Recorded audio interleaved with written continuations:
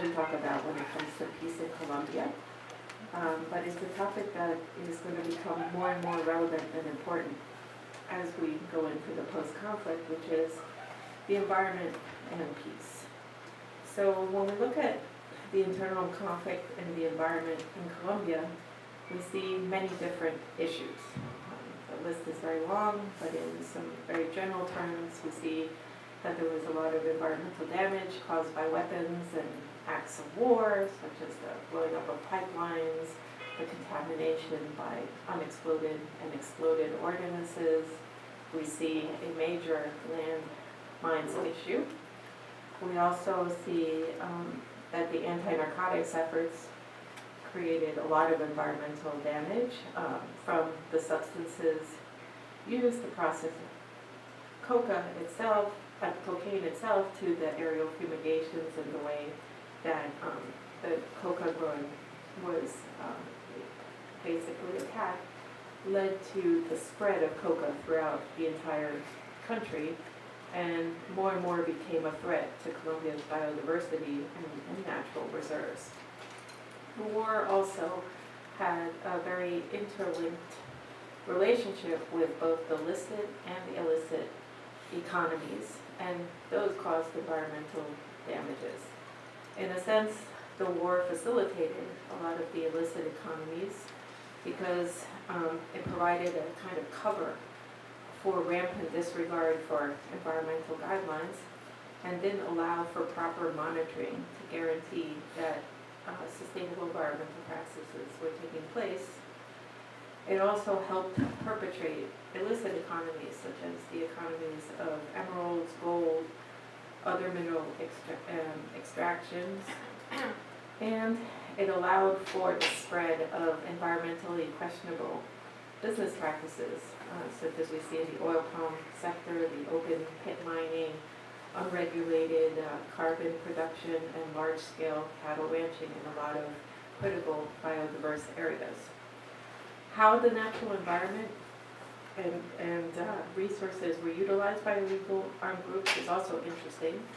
In some cases, it was used to finance a sustained war. And we also see that the geography of the conflict was very interlinked with the most biodiverse areas of the country. These are all things that we hope that as Colombia goes into its special jurisdiction for peace and truth-telling will be part of that story. Another way that the environment was interlinked in the conflict and damaged was that it distracted attention from a lot of the resource conflicts that were already existent in Colombia due to the inequities of the country. One of them being the unequal access to water, or the deviation of water resources for profit, such as places like Buenaventura and La Guajira. And we also see that there were very specific situations confronting having to do with the environment by Afro-Colombian and indigenous groups who have been the guardians of Colombia's biodiversity. Also during the conflict, we saw a lot of murder of social leaders, and once you scratch beneath the surface, you often see, whether Afro-Indigenous or otherwise, that many times their murder was linked to their defense of lands, and not just lands, but the natural environment from large-scale infrastructure or economic development projects that were not consulted as they should have been with the communities they affected. And we also saw quite a bit of displacement of communities for resisting these types of projects. All of these issues were compounded and basically complicated existing environmental issues that are faced by all nations, which are balancing economic growth with conservation, population growth, deforestation, oil spills and control of toxics and pollution, infrastructure development, and the need to protect species, as well as the impact of climate change. So given that the environment is the basis for life for all humans and all species and necessary for survival, as well as key to Colombia's economic development, we thought it would be good to begin discussing these issues surrounding the environment and post-conflict in Colombia. And to help us do that, we invited Marina Malamud, researcher with the National Council of Scientific and Technical Research, CONICET, at the University of Buenos Aires, to present some of her research on these issues, which she's looked at more broadly, not just Colombia, but in other places. Specifically, she's looked at the interconnectivity that exists between the natural environment and wars, and also looked at illicit economies and how that plays into the natural environment. And then she just published a piece specifically on the Amazon region. So Marina will talk for about 30 or so minutes, and then after she talks, I'm just going to close with some comments on the environmental challenges that need addressing now in post-conflict Colombia, and how some of our partners are looking at that issue. So with that, it's a great honor for me to present my co-patriot, Marina Malamud. Thank you. Thank you, Gimena. Thank you, everybody, for being here today. The picture that you talked about right now was pretty complex, so I don't know if I will be able to cover all that in half an hour. I'll try. So yes, I'm a researcher at the CONICET. CONICET is the equivalent to the National Science Foundation in the US. And I'm interested in the relationship between, first of all, it was society and the natural environment. And because I specialize in sociology of war, I try to understand why people fight over the environment, and also the environmental impact of conflicts. So I'm trying to see both sides. When people intervene the environment to fight, and after the fight, what happens with the environment, and that triggers other issues like development issues mostly, and post-conflict. So I divided my presentation in 3 parts, trying to cover both publications that were released 2 weeks ago. One was a more conceptual publication about my research that is called The Environmental Factor of Small Wars, and that includes Colombia and Afghanistan. And the second one is illicit economies in the Amazon, but particularly in the triple border between Colombia, Brazil, and Peru. So I will divide in 3 parts. First, I will tell you a little bit about my research, the topic, the objectives, the method, and the main findings. Then we'll have a deeper look into the conflict, the resource-based conflict in Colombia, in terms of the struggles for land control and illicit economies in the Amazon. And we'll finish with some trends in the correlation between the environment and the post-conflict. And now that we have the elections coming soon, I'm guessing that you will have a lot of questions about what's next, what's going to happen with that. So the topic, like I was saying, I'm a sociologist. My PhD is in sociology as well. So mostly my anthropological question is always, why do people fight? Right, so that's what I try to figure out, and I did some research in the past with belligerent configurations, child soldiers, private military and security companies. So I try to cover the large spectrum of the actors of small wars, particularly. And in this case, I wanted to understand what level of influence the natural environment has on small wars as a political phenomenon. So the starting point is that although war has been a very common social phenomenon throughout history, it's a little bit like the ugly duckling of the social sciences. Not many people want to talk about war from a sociological point of view. That's why it's so interesting, because there's a lot to say and to do. And the premise that I have in this work is that conflicts do not always emerge when demographic growth meets insufficient natural resources. So in other words, social groups interact with the natural environment not only for their survival. It's not that they fight because they want to grab, the resources, but they also interact with the natural environment to impose their willingness over others. So they interact with the natural environment because they want to impose their own power, their own willing. So the social significance of mutual dependence between society and the natural environment I think that needs to acknowledge power as an intrinsic feature of that relationship between society and environment. So I started with some definitions in my research. One of them is war. So what do we understand by war? What is war? So we can speak the whole day about it. So what I try to do is I try to shrink the definition into this situation, Colombia and Afghanistan, and I call those wars small wars. Small wars as a synonym of little wars that occur within national boundaries and that has some features like the state is obliged to use the armed forces. There is a certain duration of the conflict. In both cases, we're talking about over 30 years. There's territorial control. There's a certain number of victims. And there's an organization of the... Many definitions of these kind of conflicts. Some people call it internal conflicts, fourth generation wars. But what I found in my research over the years is that many of the definitions we use every day, as an everyday basis, we are repeating definitions that are not necessarily academic and scientific. They are mostly politically made, so to speak. So it's more like a policy rather than a scientific definition. So that's why I work with the idea of small wars, and I explain why I talk about small wars in my research. The other concept that I work with, this is a little bit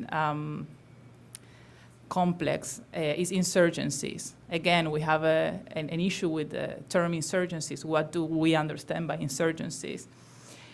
So I consider insurgencies as a large spectrum of non-state violent actors, such as guerrillas, warlords, in the case of Afghanistan, criminal networks, and militias, for example.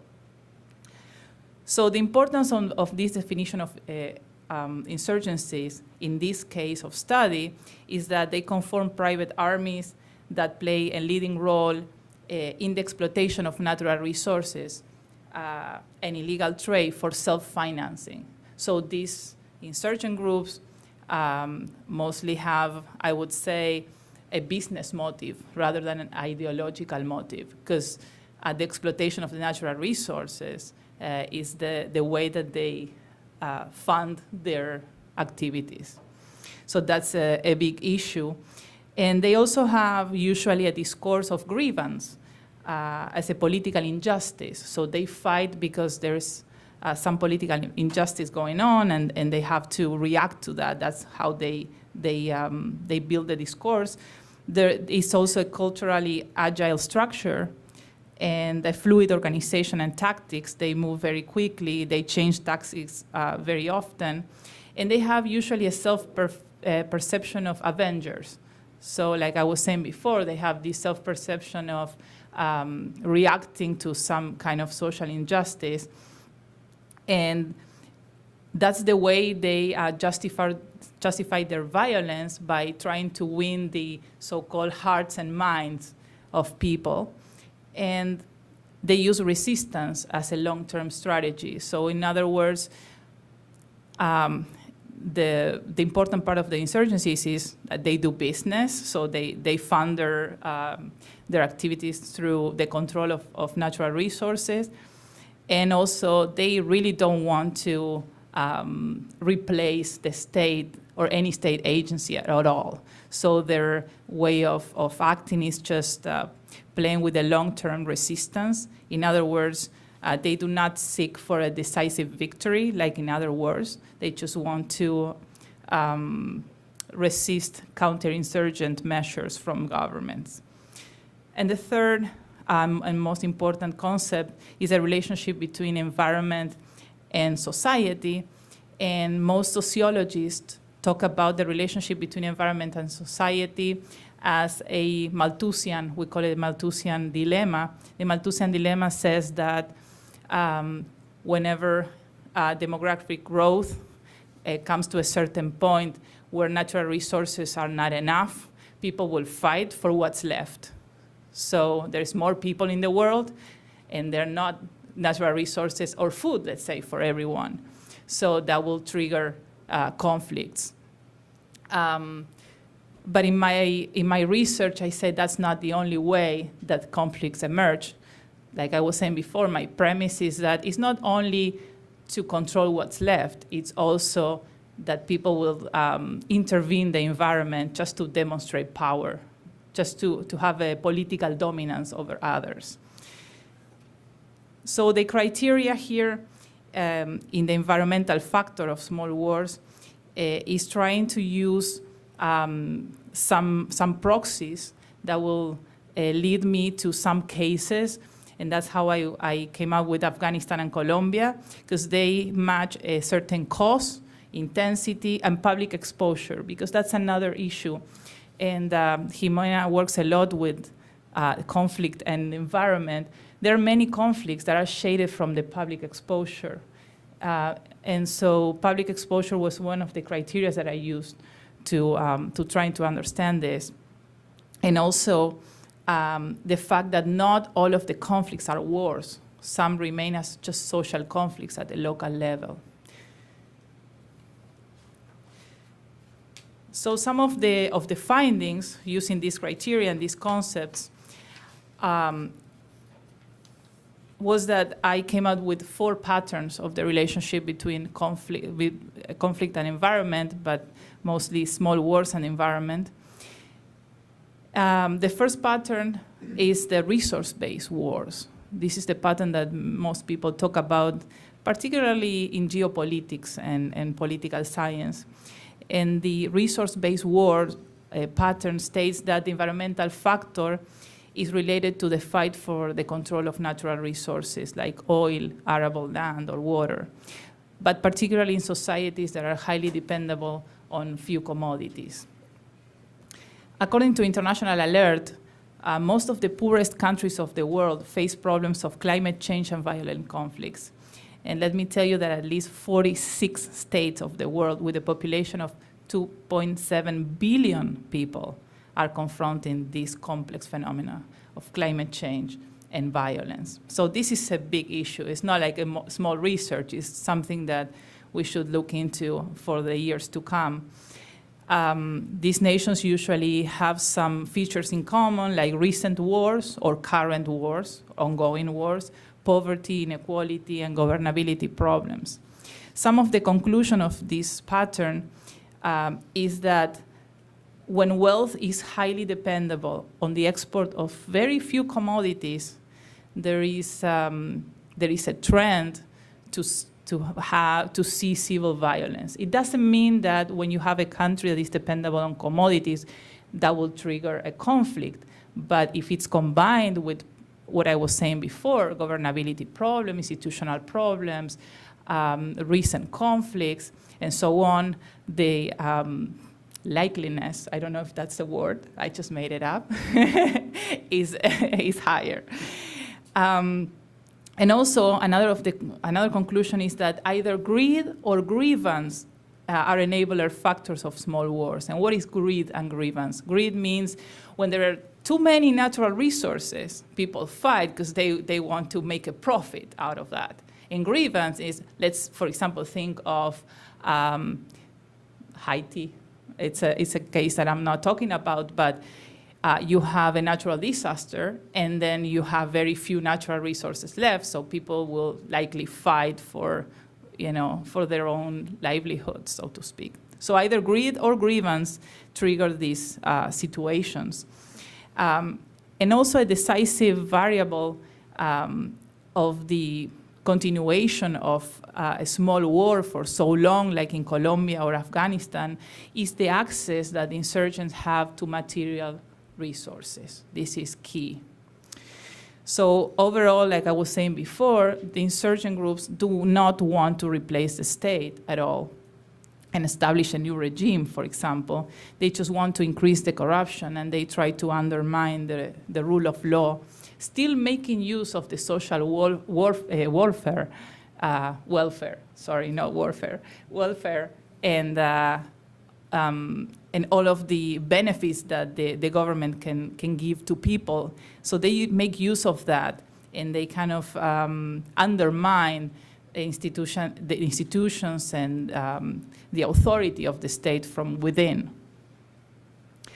Also some come of features of resource-based wars and countries that have resource-based wars, and there are many examples in the world. We can talk about Congo, we can talk about many other countries that are facing this. Is a less skilled workforce and less investment in education. And most specialists, and this is a very interesting conclusion that these specialists have, and I did some literature review, and I saw that this was a common conclusion for many that studied these conflicts around the world, is that oil and dependent gas economies are more likely to be governed by non-democratic regimes. That's very interesting. And they have limited political freedoms in general. So this is not a cause and effect situation. It's just one factor, and higher levels of corruption.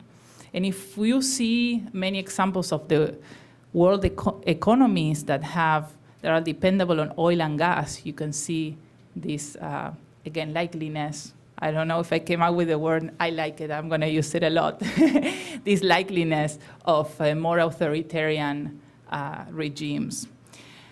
The second part, so the first pattern was resource-based wars. The second pattern is the warfare ecology paradigm. The warfare ecology paradigm is, to make it more simple, unintended consequences of war. In preparation for war, when they're testing weapons, for example, during the conflict, the impact that the conflict has on the environment, and after the conflict, what's left. So many, for example, scattered landmines makes a big problem in terms of displacement and less possibilities of social development and economic development. So the warfare ecology paradigm emphasizes the no premeditated damage in preparation as well as during and after conflicts, like chemical contamination, landscape cratering, etc. The third one is the environment as a target of conflict. This is a third pattern. And in this case, we are talking about actors, social actors, that have the intention of impacting the environment. So some people call this environmental terrorism. I don't like the term, and I explain why in my research. There are many problems with talking about environmental terrorism, and there is also like a dilemma of just and unjust. So what is just for one is unjust for the other. So that's why I talk about the environment as a target of conflict, so in a more broad sense. So Gimena was talking before about the contamination of water and the bombings of pipes of oil, and oil convoys also. And we'll talk about that later. So now I'm just giving you a broad sense of my research, but we'll talk about Colombia in a little bit. And finally, the fourth pattern is the insurgency climate change intersection. This is a very exploratory pattern. I'm still working on that.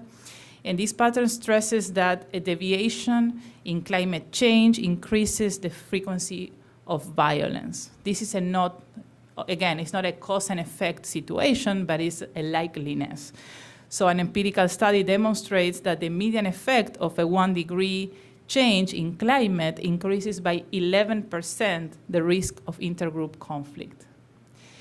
So this means that weather shocks particularly affect intergroup violence in pastoralist and agro-pastoralist areas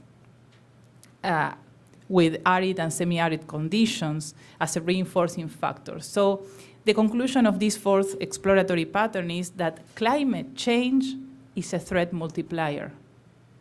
That's why we have to be interested in climate change issues, not only to save the environment, which is a great cause, but also because it will trigger new conflicts, very likely.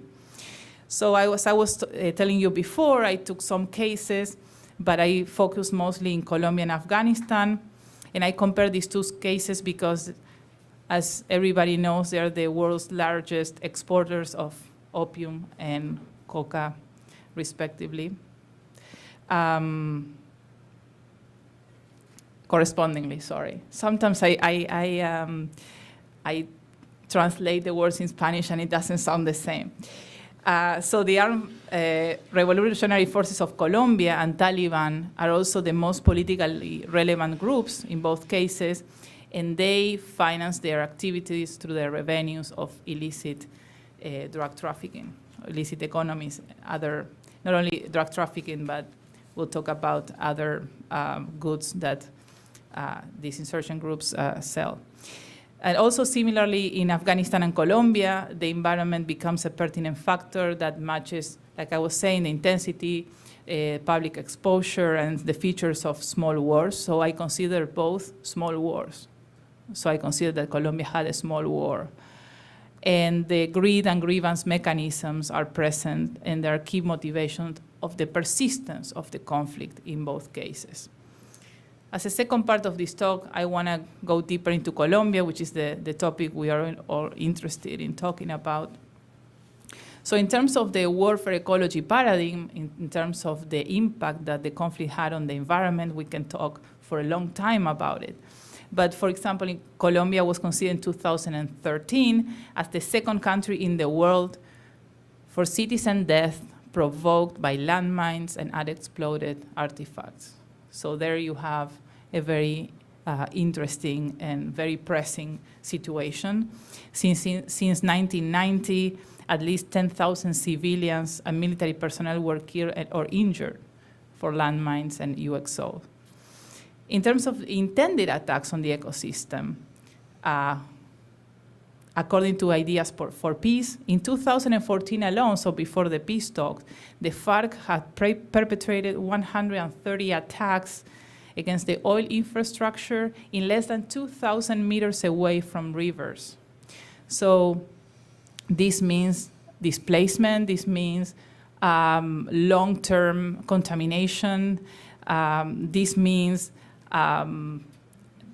triggering a mechanism of grievance because there is less natural resource, there is less drinkable water, so that has a very bad effect on the conflict itself.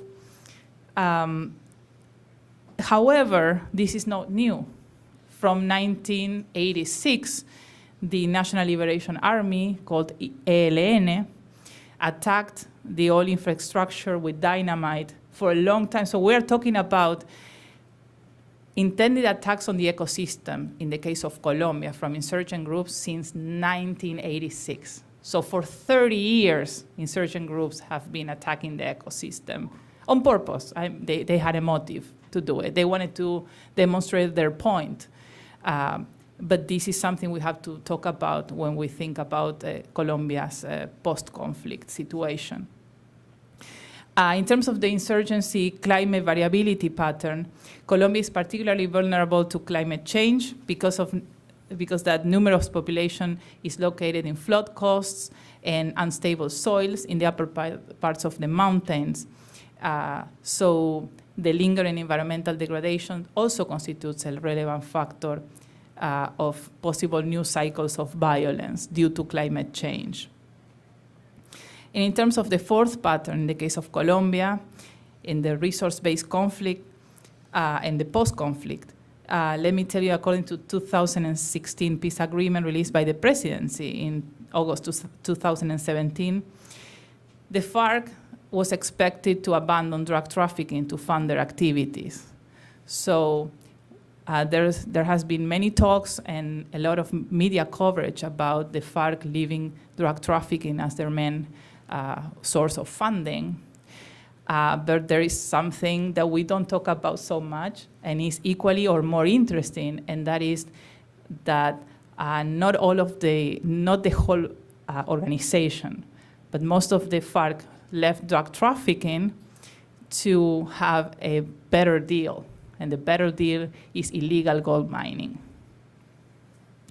So that instead of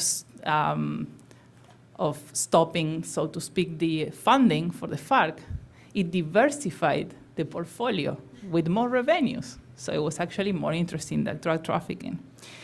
So that's how I came up with the idea of working with illicit economies. And when I saw the map and I started doing some interviews, some informal interviews in Colombia and with specialists in the field, I saw that a hotspot was the Amazon triple border because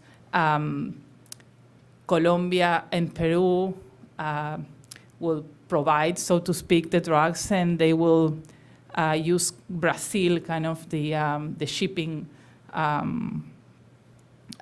partner, so to speak. So that was a hotspot and very complex for all three governments. So what I did is I did some interviews with experts from the three countries to try to understand what was going on in that area. And according to World Wildlife Fund, the Amazon represents 40% of the whole territory in South America. That's why we are very interested in the Amazon, because it's strategic. However, 18.8% of the entire area is in high risk due to mostly intensive economic activities like deforestation, expansion of the agricultural frontier, mining, road construction, and the conflict itself, and illicit drug trafficking. So, however, although the formal economic activities, like agricultural activities and mining, legal mining, have an impact on the environment, a bigger impact comes from the illicit economy. And when we talk about illicit economy, we're talking about drug trafficking and illegal gold mining. And also, although we had the peace agreements in 2016, the latest World Drug Report in 2017 demonstrated that illicit coca cultivation in Colombia continues to lead the market worldwide. So, like I was saying before, even more important in terms of numbers in the Amazon illegal economies is mining. So Peru and Colombia particularly export illicit gold, and that already exceeds the value of cocaine exports. So this is interesting. So why do we care about the revenues or the problems of illicit drugs, there's obviously there's an ethical problem, but in terms of the political problem, gold mining is worse. And I'll tell you why also. It's kind of logical. Drugs are illegal, most part of the world, but gold is not. Gold is a resource that people would like to have. So it's easier to transport.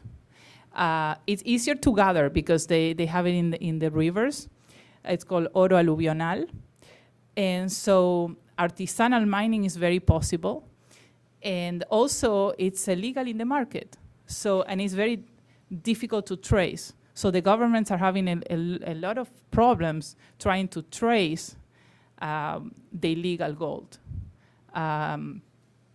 So that's why it's even more interesting economic activity for insurgent groups. So governments are trying to counteract this trend, the three governments, and particularly in the case of Colombia, after the peace treaties, the Colombian government came out with the Victory Plan, they call it Plan Victoria, where they launched 80,000 soldiers and police officers that were deployed throughout the country to occupy the territories that were taken by the FARC before. So that was a very important measure. However, as I was saying before, illicit business such as coca plantations and illegal gold mines, extortion and contraband networks are still present and are rising, particularly in border areas, and particularly by dissident groups, because let's remember that not all of the FARC left their weapons. So what is going on right now is that these dissident groups, such as the First Front or Frente Primero, in conjunction with other criminal groups such as the Urabeños and other groups, are leading, so to speak, these illicit economic activities. So when I did these interviews, the specialist told me that one of the key points in the 3 countries in the border area is that environmental crime is a pending issue. So each one of the countries have their own criminal code, so to speak, their penal code, but they haven't come up with a coordination between the 3 countries.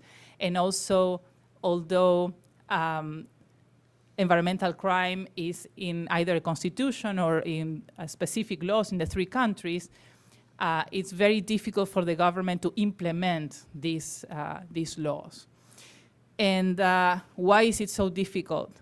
Gimena traveled through Colombia a lot. She can tell you a lot about this better than me. It's very difficult to move around those areas. It's very dangerous, and it's very difficult, like logistically difficult for the governments. And so you need to have officers that are well trained, that they know what they will they will confront. And it also needs like a long-term policy from the government, and that's a pending issue yet. Also, I asked about the dilemmas that the specialists thought they were more important in the Amazon, but particularly in the triple border. And all of them pointed out drug trafficking as the main outstanding disjunctive, illegal mining, environmental degradation, and the trafficking of wildlife. That was something that was taken as a secondary issue. As a second point, when I was coding the quotations through a software, through a qualitative software, I used a tool that is called word crunching. And using the word crunching, I was able to see what experts talk about the most, and they talked about crime, corruption, extractivism, sustainability, institutionalism, and regulation. So those were the words that came out in the interviews, more importantly. And also, let me tell you that it's very difficult for the governments to kind of counteract the illicit economies because it's so profitable, and mostly the gold mining. Is so profitable that it's very difficult to stop this, basically because it's a very interesting activity in terms of the revenues. Some minerals can be worth 19 times more than the price of cocaine. So that makes it very difficult to stop. And like I was saying before, interdictions are very expensive for the government. They require very specialized human resources and territorial displacement over time. And also the distinction between what's legal and what's illegal is very difficult to trace. So law enforcement and government agencies are needed in this area, especially in the post-conflict, because like I was saying before, we have to look at the activities of the insurgent groups, and what triggers the possibility of the insurgent groups to continue with their activities is their access to revenues. So it's very important for the governments to stop the access to these revenues so they can try to disengage people from joining these insurgent groups and their political activities. But according to the field work that I carried out and the literature review and my research, I inferred that it's an exponential trend towards the growth of illicit economies, particularly in the Amazon, and in particular in the triple border. So as a third part and final part, I want to talk about some current trends in the post-conflict era and talk about the social, environmental, post-conflict situation.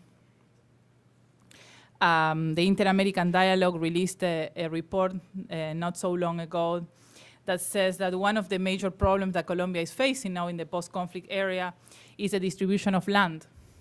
So that's a major issue we should be thinking about. And 86% of the national territory's information is outdated. So basically, we don't know who is the owner or how to distribute it. So first of all, the government has to gather the information to know what they have before giving out the land, right? So we have a bigger problem. And then there's an environmental impact of the post-conflict area, the environmental impact on the agreement. This is something interesting as well, because I was able to see in some newspapers that there is, since the peace agreement, there is much more deforestation in areas like Meta, Chocó, and Caquetá by 5 to 11% in 1 year, for example, since the FARC left. And the FARC will come out with this idea that they kind of, I quote, protected the environment. They didn't protect the environment, like we said before. They attacked the environment where they wanted to. And what they had is they had a manual on environmental protection, which is very interesting. They call it environmental manual. And the manual says the following. The manual says that some areas are prohibited for deforestation or to hunt animals. And if people want to take down trees, they will have to pay to the FARC. And that's how they think they protected the environment, by prohibiting some activities. But actually, it's not because they wanted to protect the environment. It's a more complex idea. Because they were hiding in these areas, when you have a better forest, it's more difficult to trace you. So they will have a better situation hiding from the armed forces if they had these areas untouched, so to speak. So not all of the areas were untouched. Many of the areas that they were intervening were highly contaminated, particularly by the chemicals that they use in the production of cocaine, and also in the illegal gold, because they use mercury and other chemicals that are very destructive for the environment. But there is now an increasing trend of possession for wastelands, and there are many also legal actors, like small companies and big companies, that want to acquire a very cheap land, because these lands that they left are very cheap in the market. So there is like a trend towards getting these lands as soon as possible, kind of to produce any extractive industry possible, depending on what's the natural resource that is more available there. So there is a kind of a fight for these lands, for deforestation and some intensive extractive economies. And due to a project, and this is in a more positive way, led by an NGO and a group of local population, the Supreme Court of Justice only last week made a breakthrough for the first time. It stated in the report that the fight against deforestation is very slow. So for the court, the government and local authorities have been very insufficient in fulfilling their obligations. They've been very slow in doing this. So they gave the national government 4 months to present an action plan to deal with deforestation in the Amazon. And the territorial entities, local entities, will have 5 months to update their land management plans and have a plan for deforestation reduction with measurable strategies. So some of the pending issues we would like to observe before the elections and right after the elections regarding the relationship between let's say, small wars and the environment, and in this case, the post-conflict era and the environment, is first of all, like I was saying before, the environmental impact of the agreement. What's going to happen after the agreement, in the implementation of the agreement? So there are unintended consequences of the post-war also. So something that we can look into, like, for example, like we were saying before, deforestation and extractive industries, and how is the land going to be used right now. The second issue is the distribution of land and the new extractive economy. If this can trigger a new greed and grievance mechanism or not, and this will contribute to peace. The third challenge is the political challenges in the denial of access from illicit crops and illegal gold mining to insurgent groups. And this is something happened a few days ago, the possible extradition of Jesus Santrich, leader of the FARC. It's a very interesting issue because this the motive was again drug trafficking. So the possibility that the government has of denying the access to this, the access of revenues and economic access to this insurgent group will be key in the new phase. And also what to do with the mobilized members of the guerrilla that did not enter the agreement, like Frente Primero, the forefront. I don't know how to translate it. I think forefront will be it. And the impact of the access that insurgent groups have on the environment so far. Also, how to implement the agreement. So environmental sustainability, development issues, how to implement the agreement, how to distribute the lands, how to give lands to victims, to the people that were displaced from their lands, how to organize that. That will be key. And also environmental protection measures so these things won't happen again. So we have a peace, but we have a sustainable peace, an environmentally sustainable peace. Thank you very much.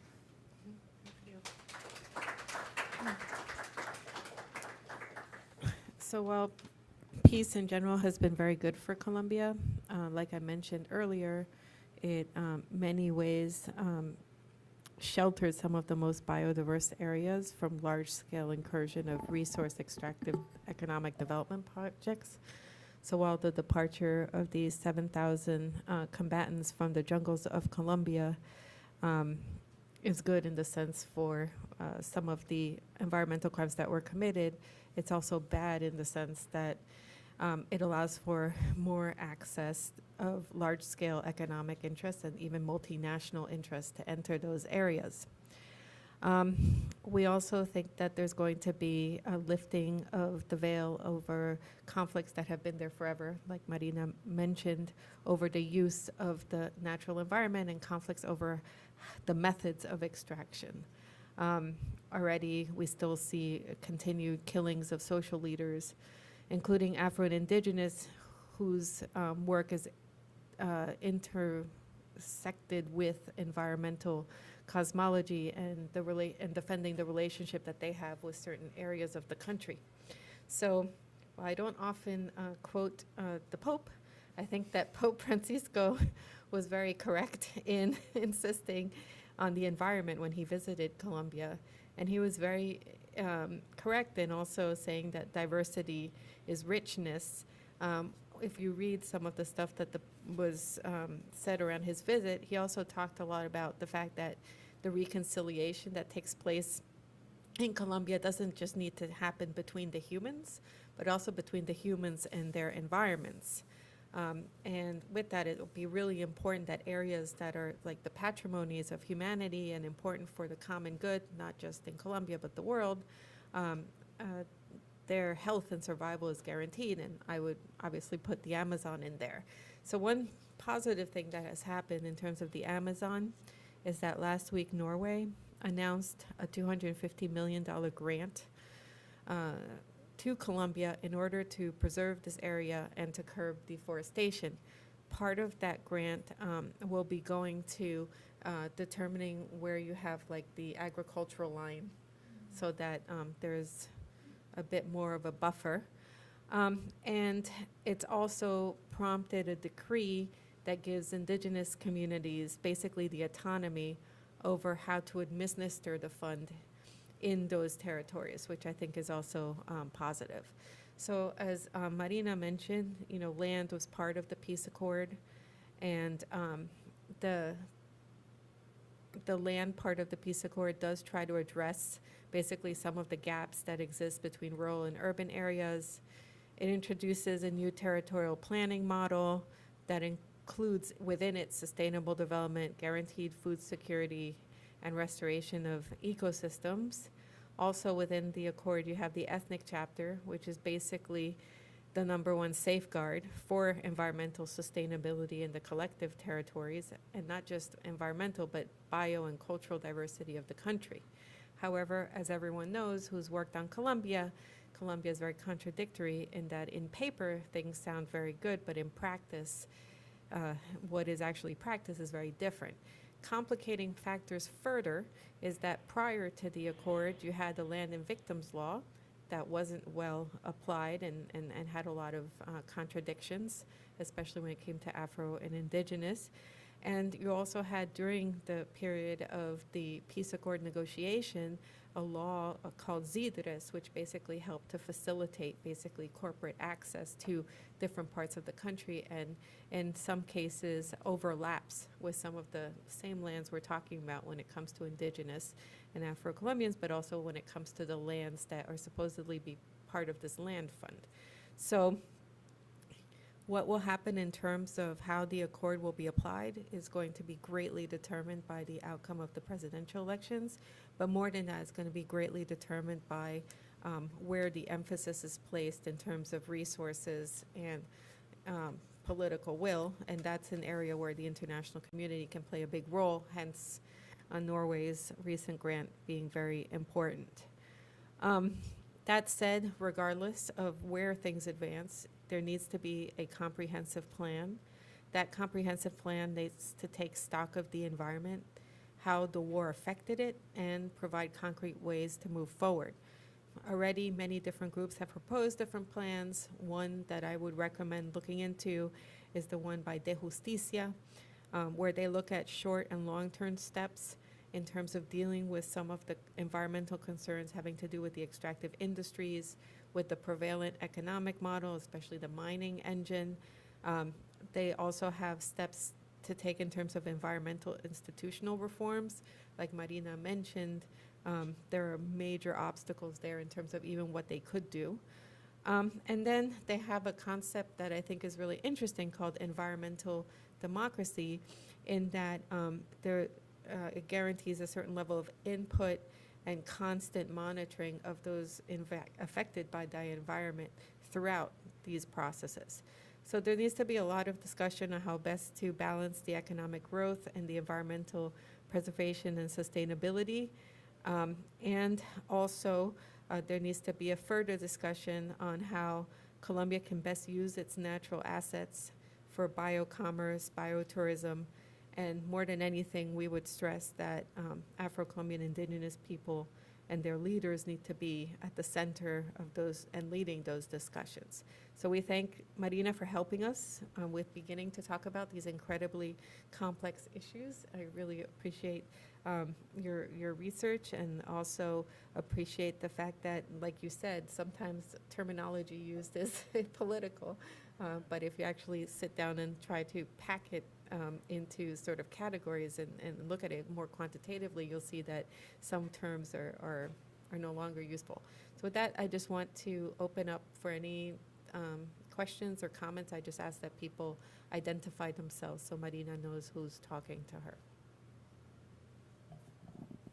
Yeah. Emily, thank you very much for a really good presentation. This might be an issue of semantics, but when you mentioned like attacks or war on the environment, I immediately thought of Agent Orange as, to me, the quintessence of like actively destroying the environment, and you may get some people in the process, but the purpose was get rid of the foliage, the forest, so we Yeah. can see the enemy more better.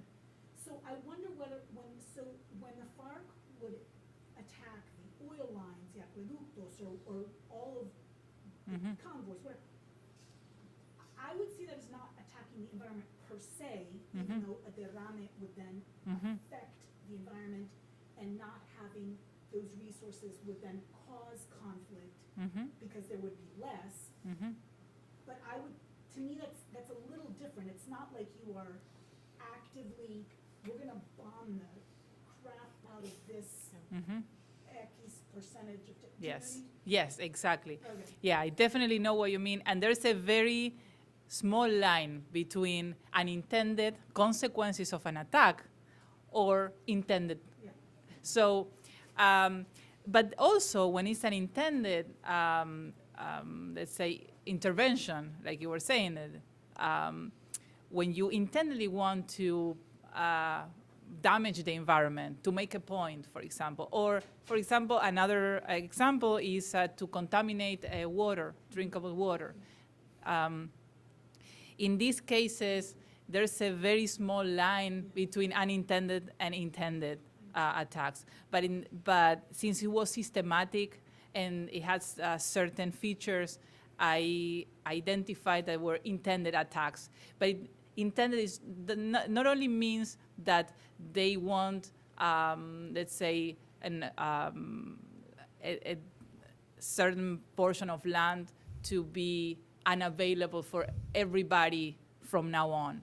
It also means that they want to make a political point by doing that. That's why I say intended, because it means that they want to make a point. So we are bombing the convoy of the transport, for example, of oil for X company, because we don't want that company to be in our land. It doesn't mean that they wanted to make the river unavailable for the local population, but it means that they contaminate the environment to make a political point. So that was the way I take, this pattern. And I in a don't sense, the result is the same. Yeah, Like, regardless maybe what the intention is, but at the end of the day, exactly. you know. At the end of the day, it's the same. But one thing is to do it intentionally, and another thing is when it's a consequence. But if you look into every war, since the beginning of humanity till now, there was an environmental degradation before, during, and after the conflicts. But in this case, there is an intention to do harm, to make a point. But not to make a harm to the local population, to make a harm to whatever enemy this insurgent group is identifying. And let me tell you another thing. In other cases, they might contaminate, or they might, like, for example, in Congo, there's a big problem now with the gorilla population. They're getting rid of the gorilla population. And sometimes it's just because tribal groups are fighting, and they just don't want, the other group to have access to something. So the distinction of this pattern is they degrade the environment because they have a political motive. Sorry, yeah. I think trying to ascribe intention is a little tricky, Yep. especially with oil. Yeah, Because one, it's a major revenue source for the government. yep. So blowing up a pipeline Mm-hmm. affects the government. Mm-hmm. Secondly, traveling in the region of Putumayo, Mm-hmm. what one hears all the time from local sources is that the armed opposition groups often are taxing the oil companies. Mm-hmm. None of that is visible. Mm-hmm. One, because it's illegal on both sides. Mm-hmm. And the pipeline blowups, which I actually witnessed Mm-hmm. repeatedly, Mm-hmm. were often, at least in the area, believed to be more about missing payments Mm-hmm. or increasing their negotiating stance with the oil company. Mm-hmm. So I would look further into that. Mm-hmm. Secondly, I'm a little troubled in the presentation. You talk a lot about the FARC's involvement in illicit Mm-hmm. cultivation, but there's an absence. I didn't hear. Maybe I missed it. There's no mention of the paramilitary involvement. Mm-hmm. No mention of the government involvement. Mm-hmm. You rightly point out that war does, or I think Gimena, war creates the conditions for these illicit Mm-hmm. economies. Mm-hmm. Part of it is government complicity. And there has been even U.S. government complicity. I would just remind you that the day that Plan Colombia was signed into law in the United States under President Clinton, when he signed it, that very same day in New York, Colonel Hitz, who was the head of the U.S. Mill Group, Mm-hmm. the head of U.S. counter-narcotics operations Mm-hmm. in Colombia, was being formally indicted for money laundering Mm-hmm. of drug trafficking. So I'd be very careful because from your presentation, it seemed to me that FARC equals drug trafficking, government equals the good guys. No, I never said that, and You didn't say that, but no. I didn't hear anything Yeah. about any other involvement in drug Yes. trafficking that is part of the peace process. Well, if you read my research, Right. you will find some answers. I did talk a little bit about corruption and the institutional problem.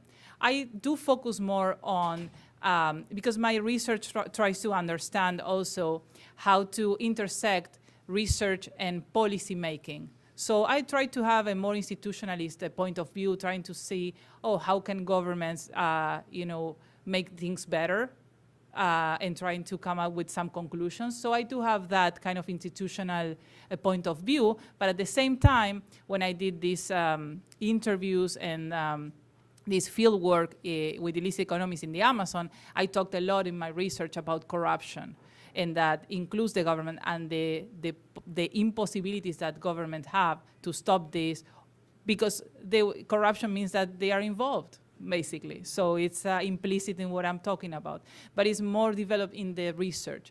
Today I wanted to talk about overall the concepts, what is illicit economies for me, some major data issues, the post-conflict era, insurgent groups, what is small war, why do I call it small war? So it was a lot to cover in half an hour, but you definitely can see these situations and the role of government in the research.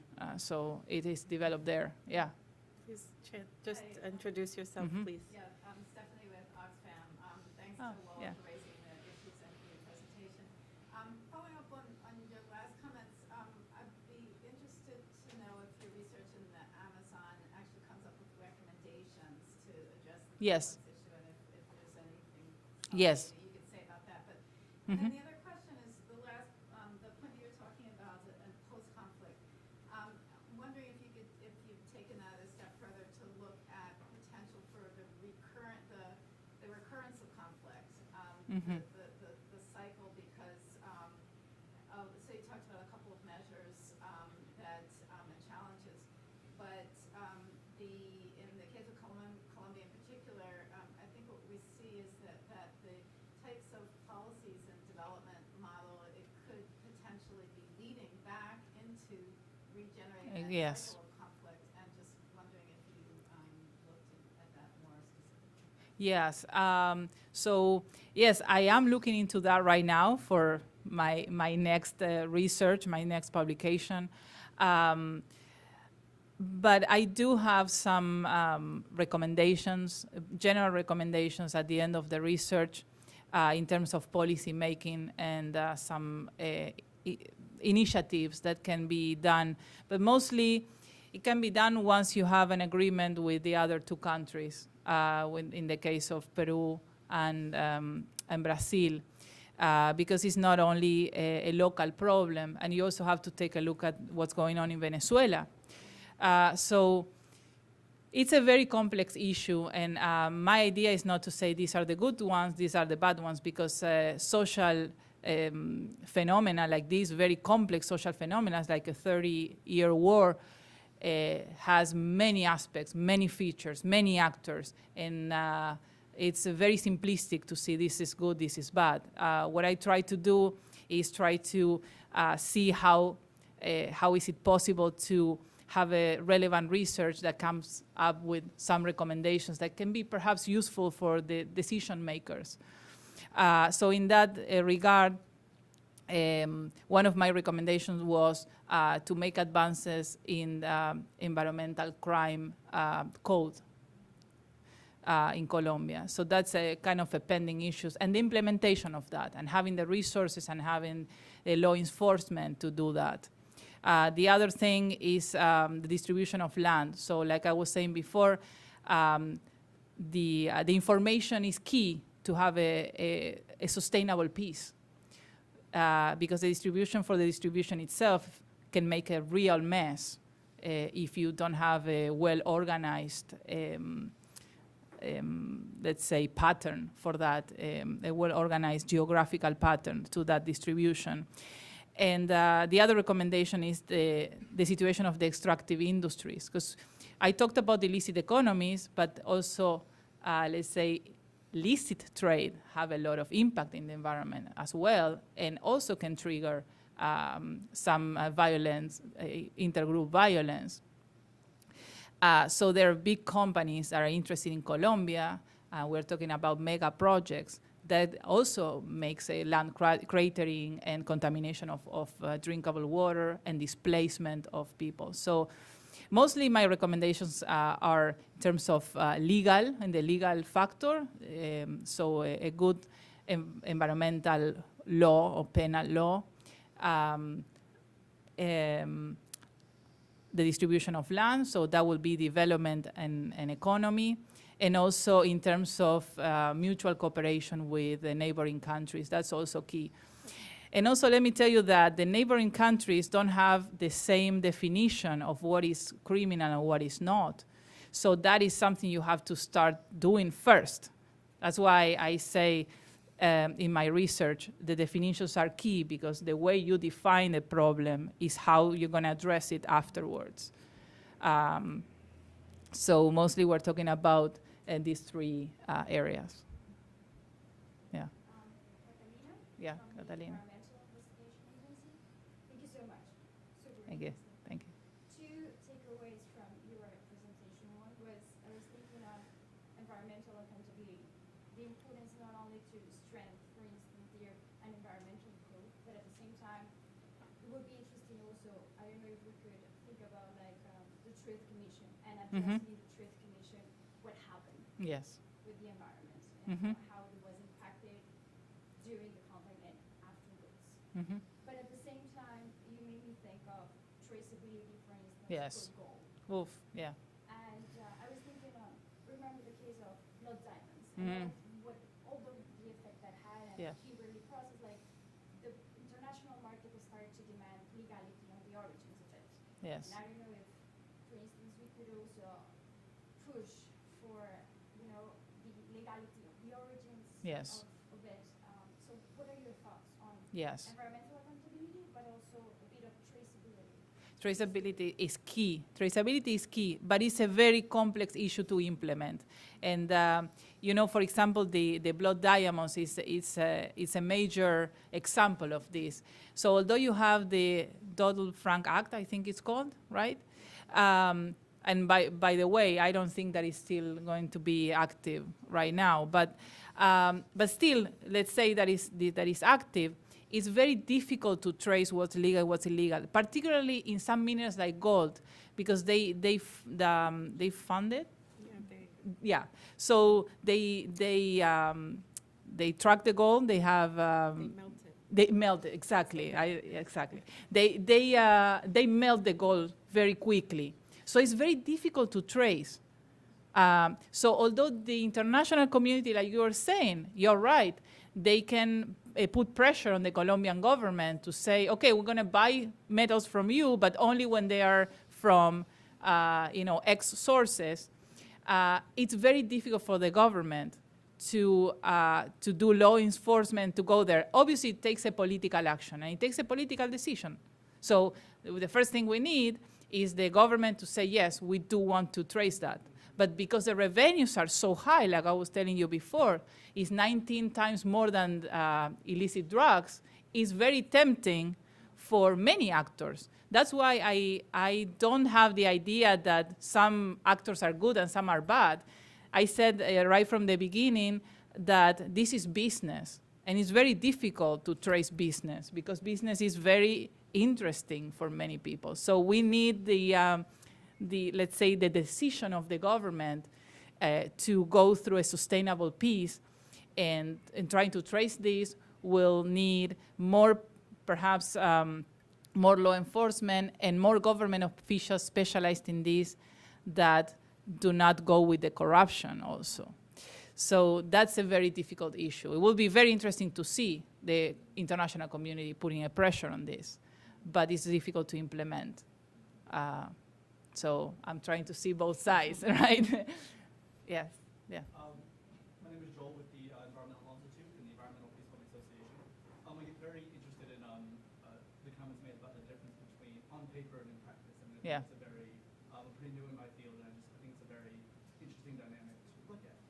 So a lot of my previous work is, at least recently, in Colombia, has been with the recent peace agreement with the FARC and the ceasefire, and the reintegration of the combatants back into society. So most of wondering for people that have insight with Colombia, specifically with mine is mostly just with the environmental conflict side of things. Like, how has that actually been working? Like, how has it been receptive to society and the government of the reintegration and the livelihood strengthening for the ex-combatants? I don't have a formal research on that, but I did travel and I did talk to people on the street, so to speak. So my response will not be a formal response. It will be more informal. So when I talk to people on the street about this reconciliation process, it's very complex because the conflict took many years, and some people is resentful to the members of the FARC, and they do not want them to come back to the society and be their neighbors. So that's a very complex issue. On the other hand, they need a reintegration. But this happened, that reminded me of the child soldiers. Child soldiers, it's a very complex issue, and by the way, many minors in Colombia were members of these groups when they were 11 or 12 years old. And it's very difficult for them also to be reintegrated. There are programs, the government has a big program of reintegration, but I would say that there's like social condemnation, social stigma on these people because they know them. They know them firsthand in many cases. So that's definitely I think a challenge. I don't know if Gimena wants to add something. Huge challenge, which has been recorded a lot by the United Nations and many other observers. And it's just became even more challenging this past week because one of the former negotiators has been basically detained and arrested on drug trafficking related charges and links to the Sinaloa cartel post dialogue in the peace process. So when you have a situation already where you had a huge polarization in the society and huge rejection of these ex-combatants, those situations definitely are not helpful. I recommend we have something on our colombiapeace.org website on that situation, which you might find of interest. Yeah. But just one. Let's take one more. Yeah. Marina, first Yes. of all, thank you very much for this research. I look forward to reading the longer text. Thanks. You have identified an incredible volume of tasks that the Colombian government needs to Yes. address. Mm-hmm. And apologies, I always like to think the Colombian government works very well in Bogota, Yeah. but it doesn't get out to the Yes. the distant places nearly as effective. Can you offer any examples of the government beginning to undertake this kind of cloning itself and Yes. and really increasing in size to get out to deal with these problems? And also, how does the fact that Colombia is a federal state Mm-hmm. affect some of that? Because the Mhm. states are going to have to do an awful lot. Exactly. Yeah, that's a very interesting and very complex point. But you were saying, I totally agree, and you can see that all the time that Bogota is one thing, but and one of the things that I also allowed the many situations during the conflict to evolve was the absence of the Colombian government in some territories. So there was an absence of state, and insurgent groups like the FARC, ELN, and also criminal networks were the state within the state at some point. So they collect taxes and they will provide private security. So there was a lack of presence of state. So that's the key, I would say, to a durable peace process. There are two major initiatives that I think the Colombian government took. I'm not saying it's enough, it's just a start. One was the Plan Victoria, the Victory Plan with the 80,000 soldiers and police officers that were deployed throughout the country. But also you have to give them a certain objective and following through also, and have a presence over time. So that we will have to see how that develops. And the other thing is another exercise that was also coordinated by the US. It was called Amazonas Uno. I believe it's also in my research. And that was a joint initiative with Brazil, and actually the initiative came from Brazil. Brazil, Colombia, Peru, and included the United States, also to trying to counteract the illicit, the growth of illicit economies in the Amazon. So I would say those are the two most visible initiatives in trying to reach out to the territories where they were absent before. But that would take a long-term action and a long-term goal and a long-term political objective. And like Gimena was saying before, it really depends on the new president, but also, you know, on long-term efforts. I think that a very complex and very challenging situation is trying to not only have good initiatives that, like deploying armed forces all over the country, but having more presence of local governments, of the states, of the federal government. So having from the federal government to the local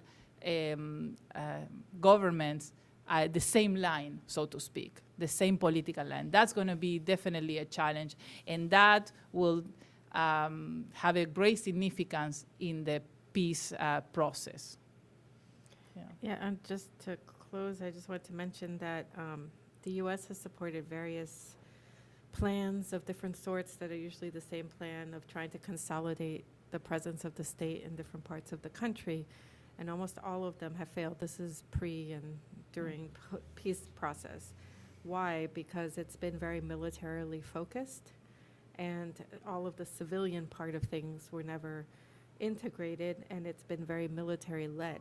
But more than that, they've failed because they haven't really integrated the people who are in those places in a way that they're taking leadership over what needs to be done, nor have there been efforts to fight the corruption or the links that exist between those governmental entities and some of the other illegal armed groups. So I think that you know, Colombia has a long way to go, and with this peace accord, it provides an architecture that is very useful.